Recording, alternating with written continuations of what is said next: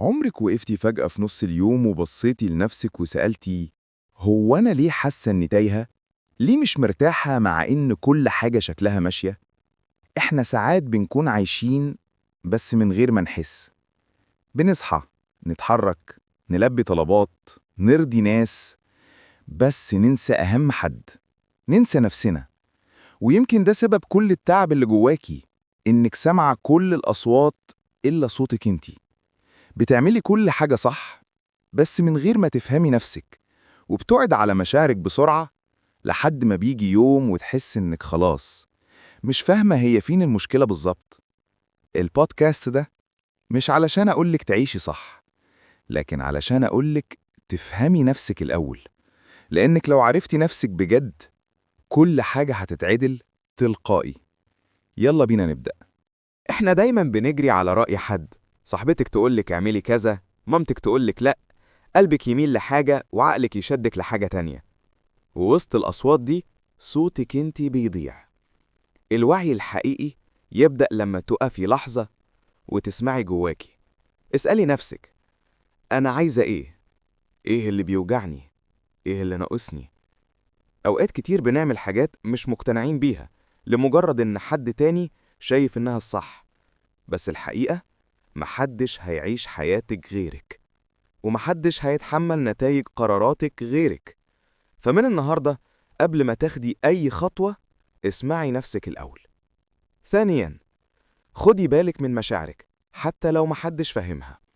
في مشاعر بتيجي فجأة، زعل، خوف، ضيقة، فقدان شغف، إحساس إنك مش ثابتة، وبيتهيالك إن مش المفروض تحسي كده، بس الحقيقة طبيعي، طبيعي جداً.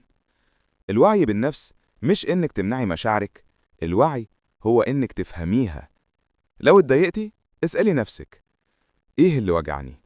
الشخص ولا الكلمة ولا التصرف؟ لو خفتي اسألي، أنا خايفة من إيه؟ من فقدان شخص؟ من خسارة؟ من الوحدة؟ لما تشرحي لنفسك مشاعرك بتخف، لما تهربي منها بتكبر. ثالثاً، اتعاملي مع نفسك كأنك صاحبتك المقربة. عمرك سألتي نفسك لو صاحبتك جاتلك متضايقة كنت هتعملي معاها إيه؟ أكيد هتهديها وتطبطبي عليها وتسمعيها. طب ليه نفسك ما تاخدش نفس المعاملة؟ ليه أول ما تغلطي تعاقبي نفسك؟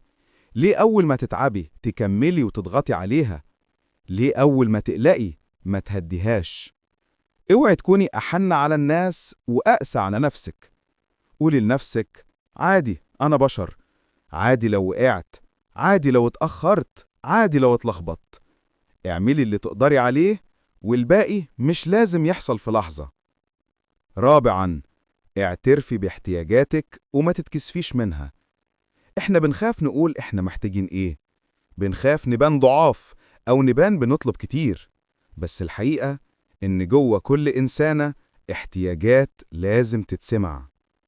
انت محتاجة اهتمام، احترام، وقت لنفسك، حدود، راحة، أمان نفسي، كلام كويس. ومش غلط إنك تطلبي ده، الغلط إنك تعيشي من غيره وتتنازلي عن حاجات بتوجعك لما تختفي. الوعي بالنفس معناه إنك تحترمي احتياجاتك وما تتكسفيش منها. خامساً، اتعلمي تقولي لأ. أصعب كلمة وأكتر كلمة لو عرفتي تقوليها هتحمي قلبك. لأ للناس اللي بتستنزفك، لأ للطلبات اللي فوق طاقتك، لأ للحدود اللي بتتعدي، ولأ لأي حاجة بتاخد من طاقتك وتديكي بدلها وجع. لما تقولي لأ انت مش بتنفردي، انت بتحمي نفسك. ومفيش وعي بالنفس من غير حدود قوية. سادساً، خدي بالك من طاقتك. طاقة الإنسان مش متساوية كل يوم، يوم تبقي قوية ويوم تبقي محتاجة حد يشيلك، وده طبيعي. خدي بالك من أكلك، نومك، وقتك لوحدك، الناس اللي حواليكي. في ناس بتديكي طاقة، وفي ناس تخلي روحك تعيا. ركزي في اللي بيحسسك إنك أخف، وابعدي عن اللي كل ما يجي يسيبك تقيلة. سابعاً، سامحي بس مش تنسي نفسك. الوعي بالنفس مش معناه إنك ما تزعليش، ولا ما تتوجعيش. معناه إنك تفهمي الوجع وتتعلمي منه وتمشي. سامحي اللي غلط، بس ما تسامحيش على حساب نفسك. سامحي علشان قلبك يرتاح، مش علشان حد يستاهل. ثامناً، اخرسي صوت جلد الذات. كل ما يحصل موقف، صوت جواكي يقول: أنا السبب، أنا غلط، أنا فاشلة. الصوت ده لازم يسكت، لأنك مش فاشلة، انت بس بتتعلمي. اعملي أحسن ما عندك، والباقي سيبيلي ربنا. وأخيراً، افتكري دايماً، أكتر لحظة بتقربي فيها من نفسك هي اللحظة اللي تقفي فيها وتقولي: أنا مستاهلة أكون أحسن، علشان نفسي أنا.